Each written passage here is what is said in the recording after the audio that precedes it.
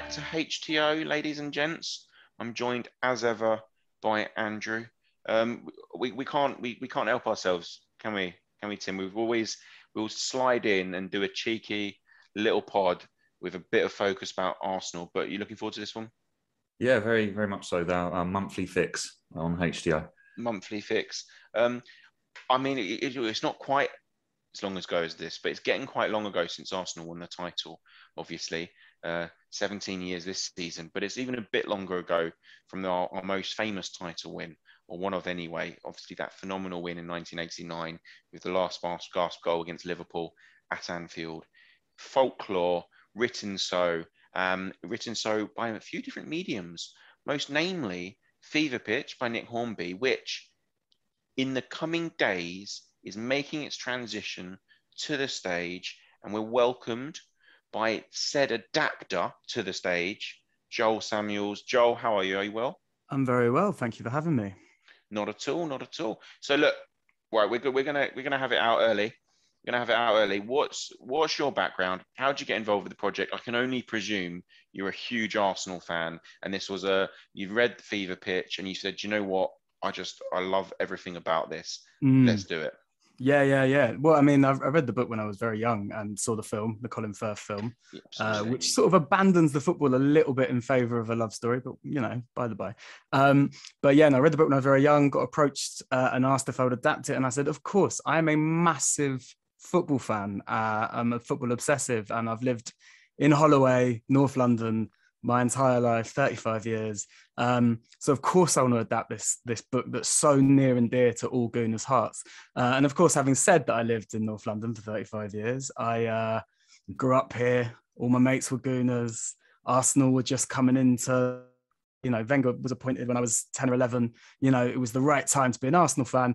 But I'm a masochist and a contrarian. And so despite the fact that I live now and lived then 10 minutes from Highbury and now the Emirates, I support the enemy, I'm afraid to say. So here we go.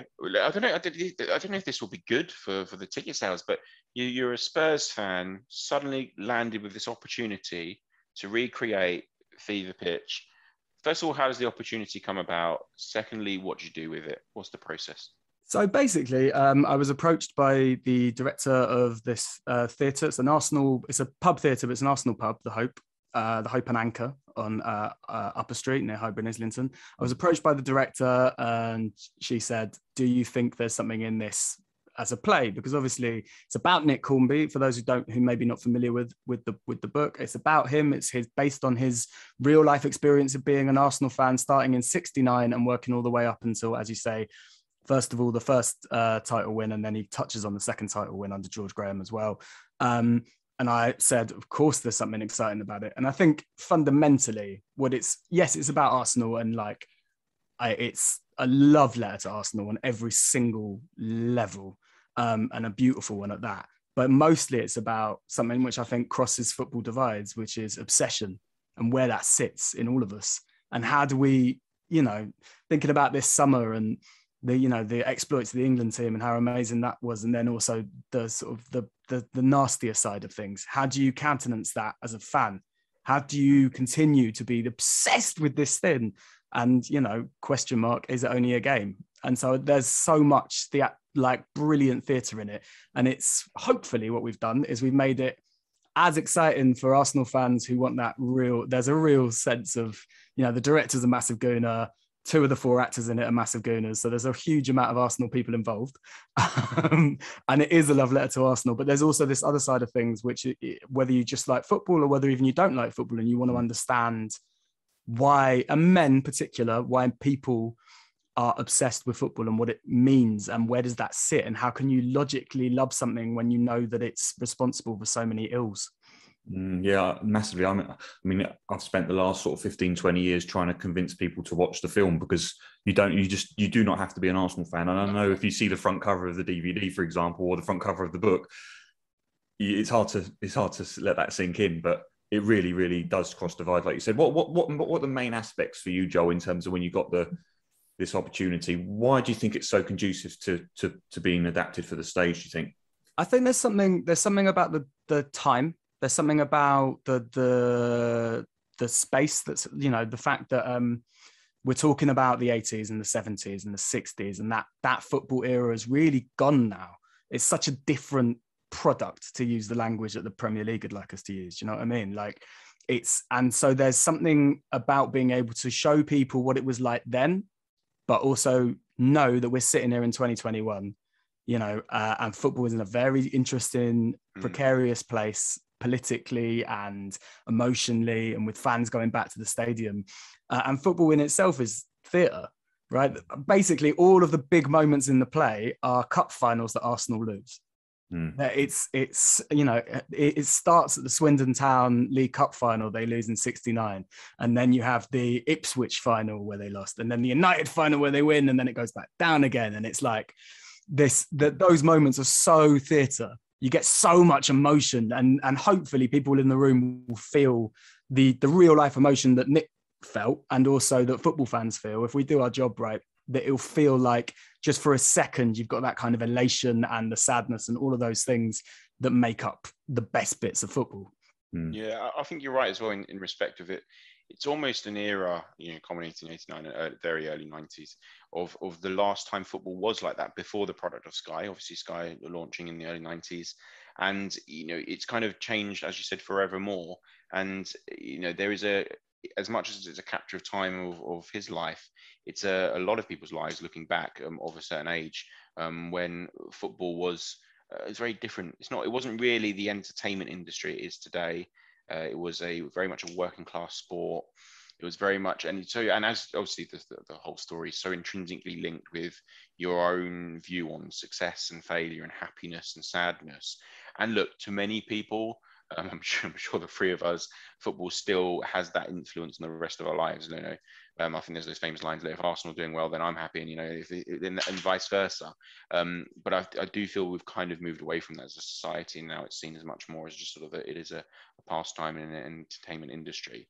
But look, I think you're both right. I'm absolutely love it, because it's a fantastic football story. The fact it's about Arsenal is almost like a bonus for Arsenal fans, I think. Do you know what I mean? It genuinely is. And I think that's just a really great story.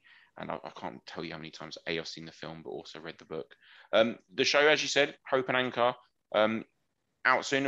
What's the run length? So we open on the 31st of August, and we run until the 25th of September. And the more people come see it, the more likelihood it is that it will reappear.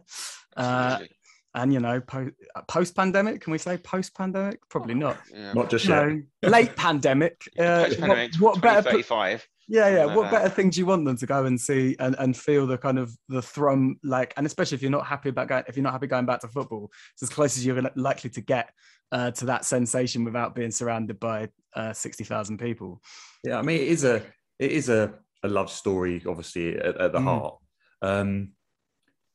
But there was a lot of sort of very subtle humour throughout, really. So, how about in terms of comedic value on the stage, Joel? Yeah, it's I think it's recognisably funny, even if you're not obsessed with football or Arsenal. If you're an Arsenal fan, it's extremely funny. If you're a football fan, it's funny, and I think hopefully for everyone else it is as well. Yeah, no, there's a big old dollop of kind of self-reflexive, like taking a piss out of himself.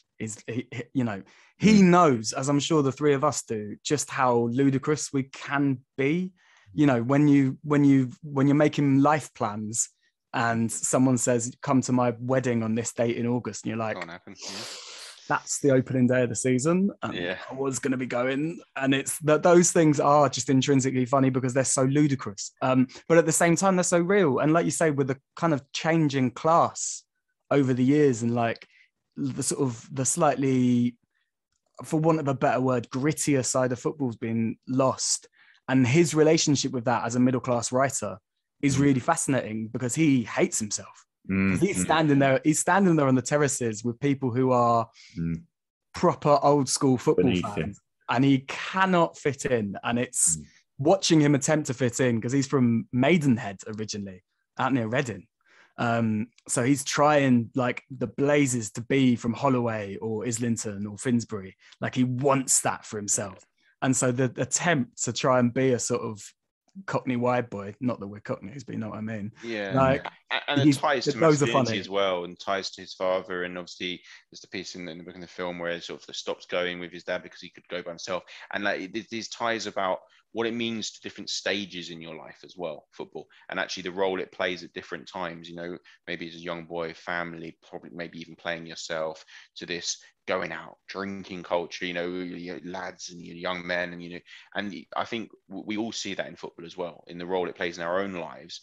And we sort of anchor. I don't know if you guys do this. I certainly do. If people ask me to try and remember something that happened 10, 15, 20 years ago, I often have to attach it to a football memory to remember it. I mean, I will forever remember that the solar eclipse in 1997.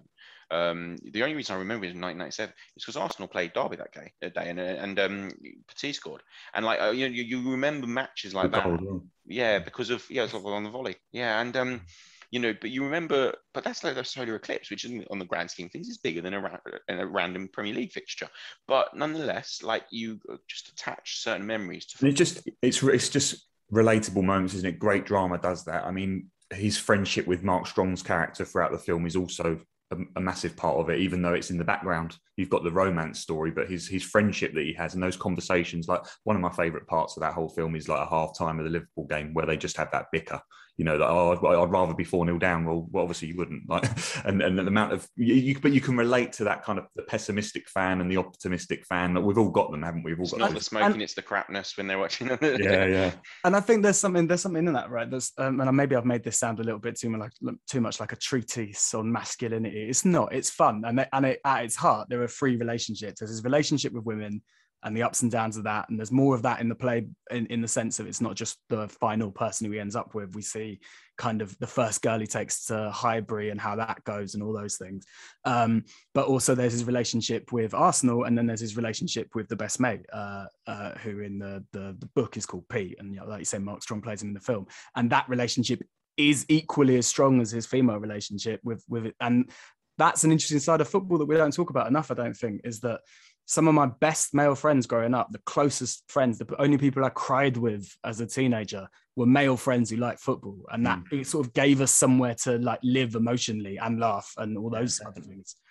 Yeah, massively.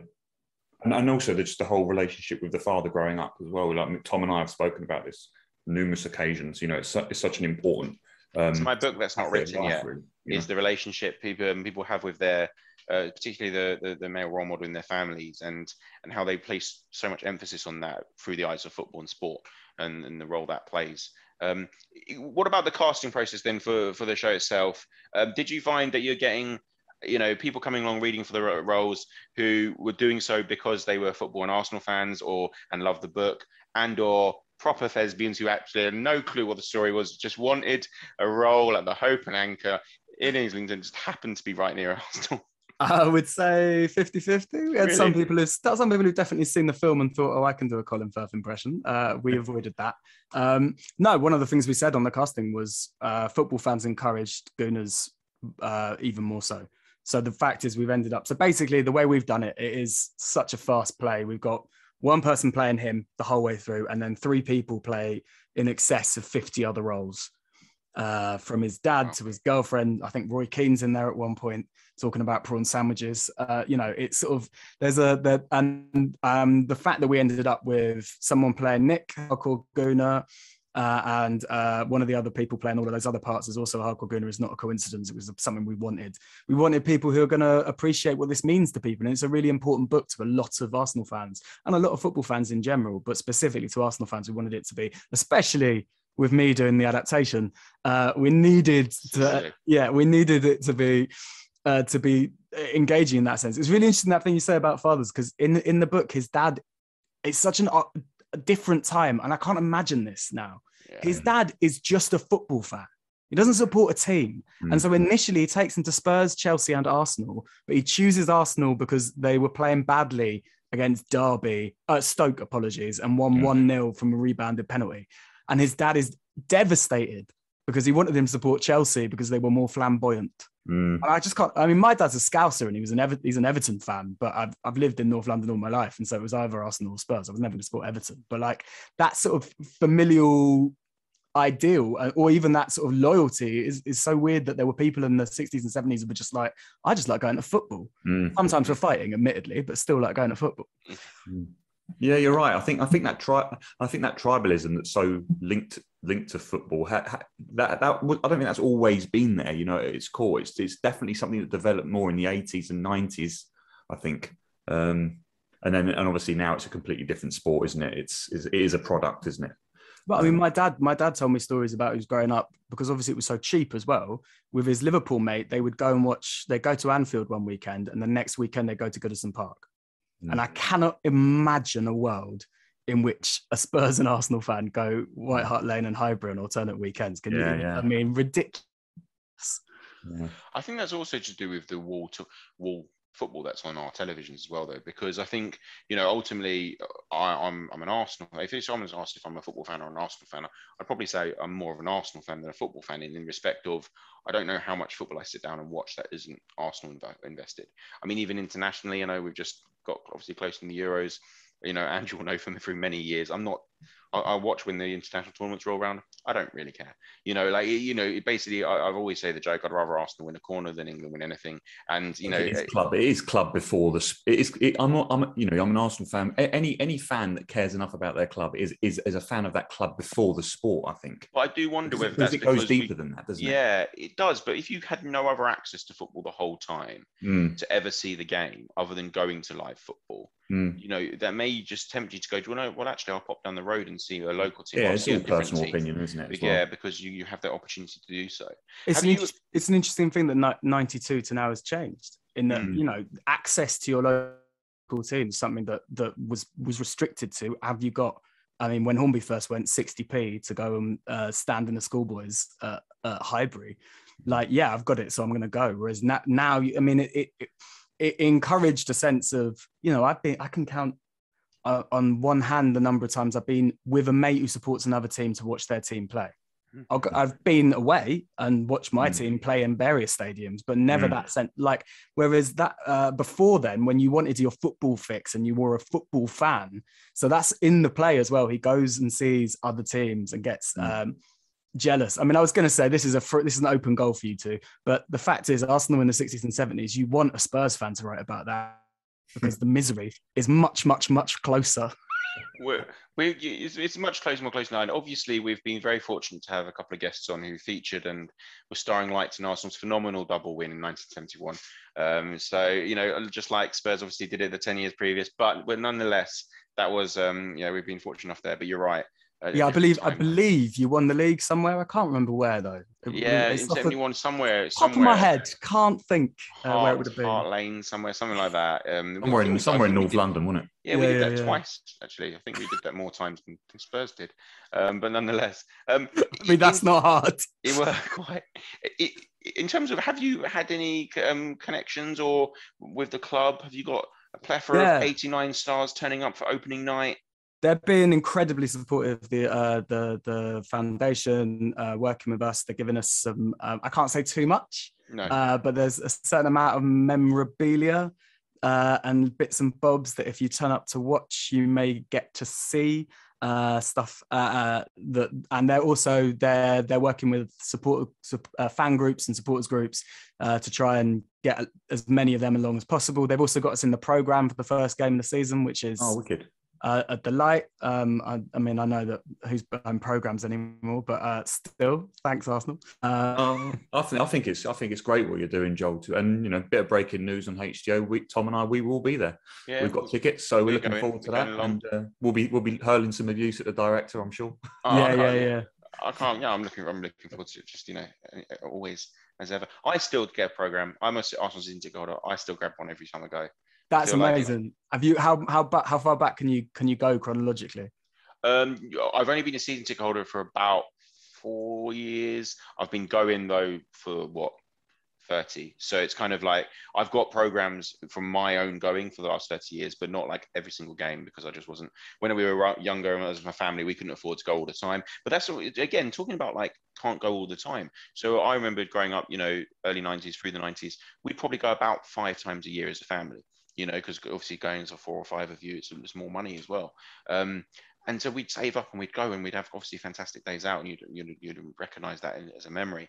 But equally, apart from that, we'll all remember CFAX and teletext watching to see what the latest scores are, potentially, if you're lucky, being one of the 2 games that are on radio, and that kind of thing. And again, you just don't have that accessibility, and yet I wonder whether that's why it meant more, because it was almost finite. This ability to, this pleasure that you'd have, this escapism of football was so finite. Whereas now we can, on-demand services, streaming services, and even stuff like, all or nothing. And I know Arsenal are going to be the next all or nothing club, and Spurs obviously were.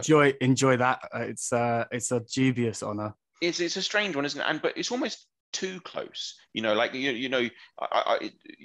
club isn't a glamour anymore. Like, I don't know if you recognise the marble halls behind me. I always have that as my background picture of Highbury, and I remember on 2 occasions only being fortunate enough through sort of connections to get like fancy tickets at Highbury, through the marble halls and sort of director's box. And, it's literally 2 times in my lifetime. And it was sort of like, places that where, cameras didn't go. It was this special It's world. sacred, isn't it? Sacred. Yeah, sacred space. And I think almost, even just going to a match day was a sacred space, because you were enjoying that with the, Highbury held 38,000 people at the end. You're enjoying that with the 38,000 people, but no one else really. Whereas now it's so accessible and so easy, you almost care less. And that's the same with anything, precious metals, because the reason they're expensive is because they're rare. And I just wonder that, you'd go out on your Saturday afternoon with your mates, you'd enjoy it, and it'd just be something that you've enjoyed together. There's also access to players, even. You look at, how did people racially abuse Bukayo Saka? They've got him on Instagram. Like, do you know what I mean? The ability to catch players like that is so new and so different. There's 2 things you made me think of from the play. First is to do with the kind of staying up and waiting for the results, and just not having the ability just to look at your phone and go, oh, that's the score, is when Arsenal get knocked out of the cup in '69, in a season when they finish sort of mid-table in the league. They get knocked out of the cup, but they get to the League Cup final, and he has to go to bed because in 1969 he's 9 or 10 years old, and his mum leaves a note on a bookshelf, and it just says West Bromwich Albion 1, Arsenal 0! And that's how he found out that they were out of the cup that season. And he's furious.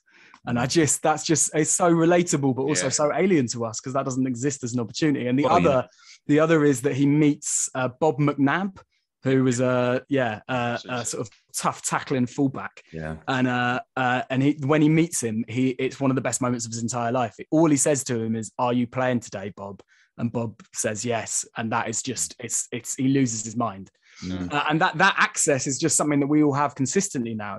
Players are putting out statements left, right, and centre. Well, I think it's, and also I think we need to cling on to, sort of slightly off track here, but I think we need to cling on to these sacred things in football still, like the match day program. But Tom needs to keep collecting those, because soon they'll be downloadable. And it'll be like a digital ebook on the day, and so we need to cling on to these things as fans as well. So. I think probably the only one now. I think I've got a couple. One of the Christmas gifts I got my father, actually, just Christmas just gone, was 2 match day programs tracked down on eBay. One was from the '79 FA Cup final, because he'd gone, and one was from the '71 season, because although early doors, or actually it might have been the '70 season, Man United at home, which was his first ever game at Highbury, and wow, little things like that. Again, it's memories, and again, you attach to it.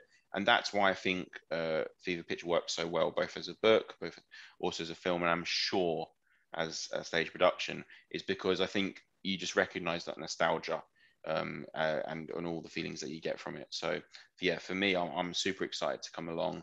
It says, you said it's a 6-week run at the moment. It's a 4-week run. So we're at the Hope Theatre in Islington. Like I say, it's an Arsenal pub. So, come along and have a drink and then watch the show. It's 80 minutes long. It runs from the 31st of August to the 25th of September. And clearly HTO Football are going to be there. So why would you not buy a ticket? I was going to say, Arsenal pubs are an endangered species, sadly, at the moment, aren't they? So yeah, I'm just going to look up. A few of them are in trouble. That's a phenomenal pitch. And whilst we're there, I'm just going to pull up the Arsenal fixture list to see what home games are in that period. So you can go, if you're going along to the game, why not watch the game and then go to. So we've got Norwich at home, You know, on that we've got 3 points. Burnley. Oh no, that's away. Sorry. Oh, when did you say it runs to? From the 31st of August to the 25th of September. Oh, we play Spurs on the 26th of September.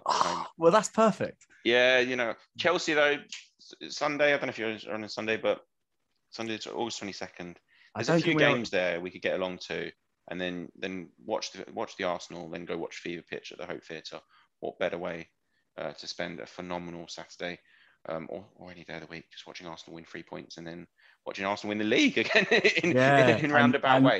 And you can be rest assured, any Fever Pitch fans, that is still the most important and most uplifting and most extraordinary moment of the whole show. Yeah. I know it's from the film, but Bright Side of the Road and is one of my favorite songs of all time because of that film.